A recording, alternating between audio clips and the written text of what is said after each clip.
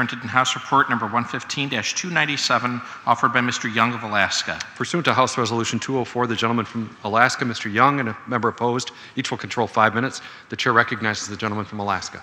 Mr. Chairman, I have the amendment that was successfully included in the House fiscal year of 2017, which prohibits funds in this act being used to implement the Obama administration National Park Service rule that interferes with the State Wildlife Management Authority on National Preserved lands of Alaska.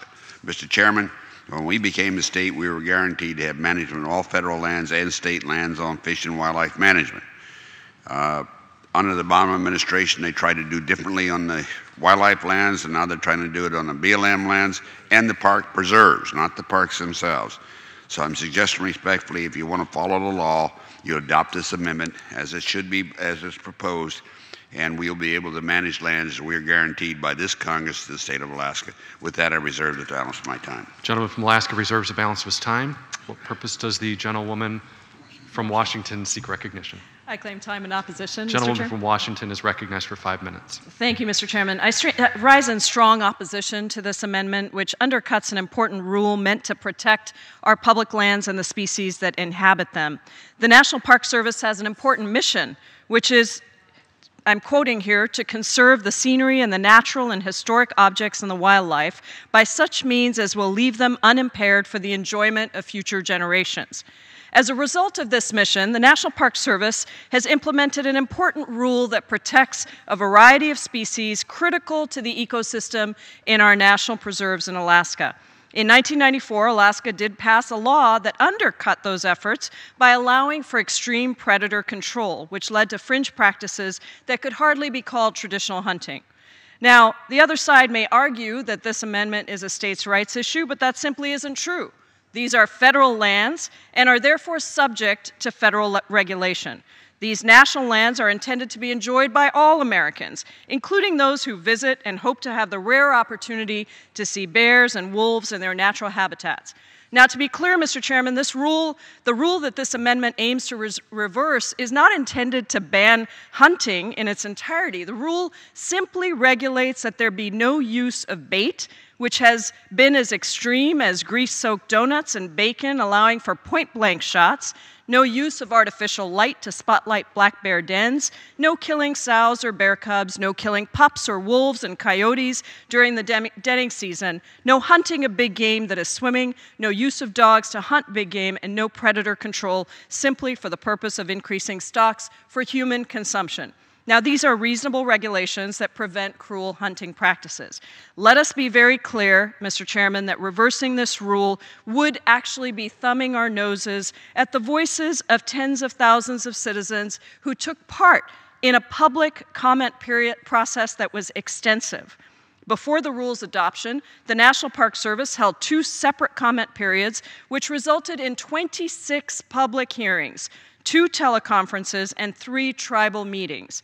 More than 70,000 public comments were received, and the majority of those supported the existing rule. Ignoring this process and the thoughtful public input would be a major slight to the democratic process and to everyone who participated. These processes are in place to ensure that the voice of the people is heard, and circumventing this is unacceptable.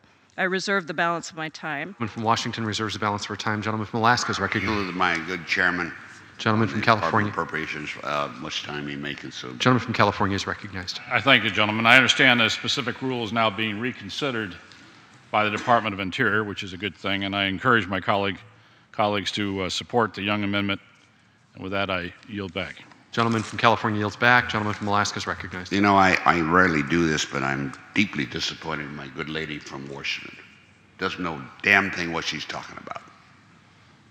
This was a preserve, and we guaranteed this in the Alaska National Lands Act. No more. No more. And the state, under the Constitution, has the right to manage fish and game. Now, I know your side doesn't believe in the state's rights. You don't. I do. My job is to protect my state, not your state, my state. And what you said a while ago was really nonsense. It was written by an interest group, not yourself. Maybe your staff is affiliated with the Humane Society or some other group. and I'm disappointed. My Native people support this amendment. You talk about natives. Alaskans, the first Americans, support this amendment. And I really am disturbed. You may not know me, young lady, but I'm deeply disturbed. I am still talking. Down his words. The gentleman has already impugned my motives by saying that I don't know a damn thing about what I'm talking about. I didn't say damn, you said it. He's now called me young lady, and Mr. Chairman, I ask that he take down his words. Gentleman will suspend. Gentleman will take a seat. The clerk will report the words.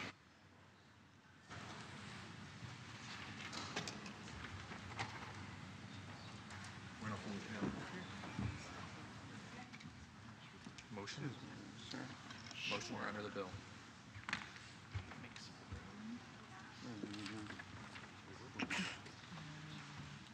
I have it. Am I under the bill or am I?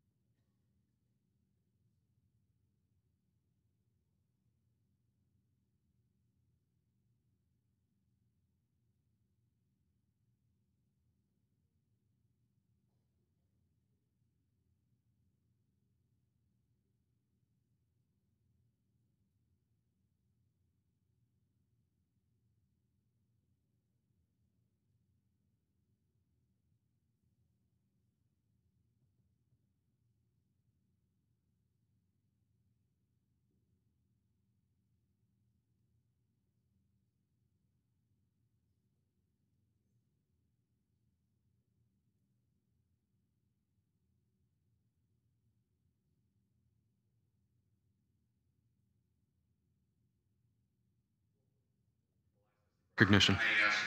Sent to withdraw my offending words. And to the lady, I do apologize. I get very defensive about my state. You know, we've gone through these battles for the last, actually 45 years. And we're a state, and I have my people to represent as you do yours. So I do apologize for my statement. I recognize it was out of order, so I hope you accept my apology. Objection. I thank the gentleman from Alaska. I do accept your apology. I thank you for it. We have obviously some work to get to know each other, but I can tell you that I care about my state as deeply as you do, and I look forward to getting to know you. And I thank the lady. Without objection, the words of the gentleman are taken down. Mr. Chairman, I urge the passage of the amendment. Gentlemen, words are stricken from the record. Alaska has 1¼ minutes remaining. The balance of my time, Gentleman, I just urge the passage of my amendment. Gentleman from Alaska yields back the balance of his time. The gentlewoman from Washington is recognized and has 2.5 minutes remaining. Thank you, Mr. Chairman. Let me continue by saying that the reason I do feel strongly about this is we also believe that this amendment would be bad for the economy and for the people who depend on it. Every year, wildlife watchers contribute more than $2 billion towards the economy. And according to the National Park Service, in 2016, 2.8 million park visitors spent an estimated $2.8 billion in local gateway regions while visiting National Park Service lands in Alaska. These expenditures supported a total of 18,900 jobs, $644.7 million in labor income, $1.1 billion in value added, and $1.9 billion in economic output in the Alaska economy. I do believe, and the reason I'm speaking up so strongly about this, we all have very strong perspectives on all sides. I do believe that we must do everything we can to preserve our natural lands and their inhabitants, particularly as climate change takes its toll all over the country and the world. In my home state of Washington, which I care deeply about, wildfires are destroying thousands of acres of land and threatening homes, while across the country, residents of Houston are reeling from Hurricane Harvey and Floridians brace for Hurricane Irma. We need to invest in our public lands for all Americans so that generations in the future can continue to enjoy the beauty that our country has to offer. Mr. Chairman, I yield back the balance of my time. I urge a no vote on this. Gentlewoman from Washington yields back the balance of her time. The question is on the amendment offered by the gentleman from Alaska. Those in favor say aye.